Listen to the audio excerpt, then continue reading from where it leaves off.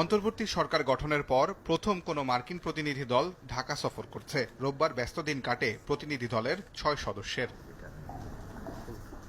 অন্তর্বর্তী সরকারের প্রধান উপদেষ্টা ডক্টর মোহাম্মদ ইউনূসের সঙ্গে বৈঠক করে মার্কিন প্রতিনিধি দল। রাষ্ট্রীয় অতিথি ভবন যমুনায় রোববার সকাল ১১টায় প্রধান উপদেষ্টার সঙ্গে বৈঠকে উপস্থিত ছিলেন যুক্তরাষ্ট্রের অর্থ বিভাগের অ্যাসিস্ট্যান্ট সেক্রেটারি ব্রেন্ট নেইম্যান ও পররাষ্ট্র দপ্তরের অ্যাসিস্ট্যান্ট সেক্রেটারি ডোনাল্ড লু সহ ৬ মার্কিন প্রতিনিধি। এ সময় দেশ পুনর্গঠন, গুরুত্বপূর্ণ সংস্কার এবং পাচার যাওয়া অর্থ ফিরিয়ে আনতে মার্কিন যুক্তরাষ্ট্রের কাছে সমর্থন চান প্রধান উপদেষ্টা।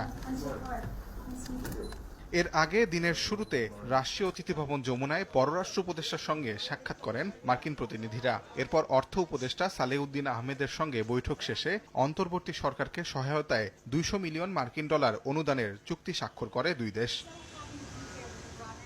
ইউএসএইডের এশিয়া অঞ্চলের উপসহকারী প্রশাসক অঞ্জলি কর জানান, সুশাসন, অন্তর্ভুক্তিমূলক উন্নয়ন, সামাজিক, মানবিক ও অর্থনৈতিক সুযোগ বৃদ্ধি খাতে এ অর্থ অনুদান দিল যুক্তরাষ্ট্র।